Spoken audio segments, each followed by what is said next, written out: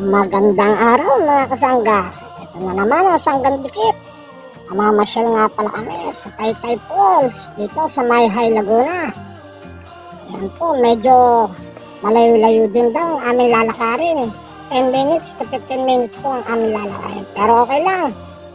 Sulit naman pag nadating namin ang Taytay Falls. Dito nga pala, kanya-kanya kaming bit-bit ng pagkain, kanya-kanyang ulam at kanin.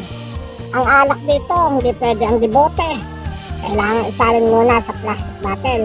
Bawal daw, baka mapuntungan ng mga maliligo. Oh, sayang naman kung di makakapag-inom, lamig na lamig. Oh, lakad nga kami. Oh, ang mga kaibigan ko, kanya-kanyang dala ng alak. Tanaw-tanaw muna sa mga bundok at mga halaman. Ang simoy ng hangin, napakalamig. Parang nasa freezer. Relax na relax. Ang kasama ko naman ay hawak na ang bato. Parang na high blood. Wala pa sa police high blood na agad.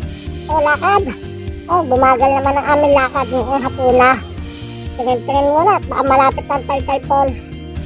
O ayan na ang tubig. Wari ko yung malapit ng Taytay Falls.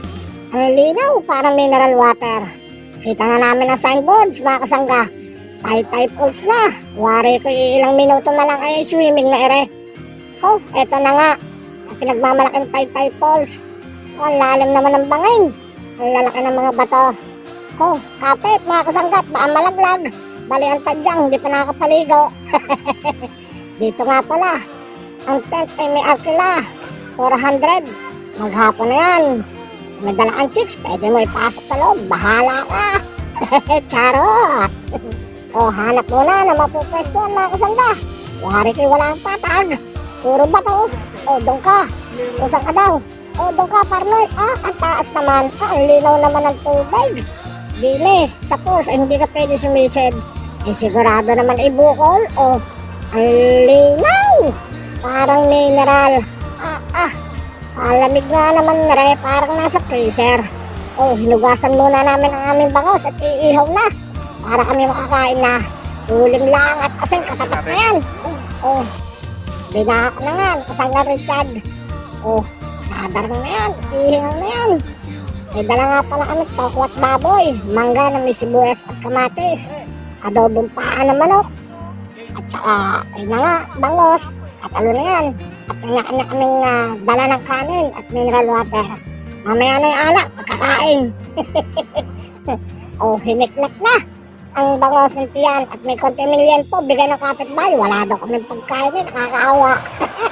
Charot.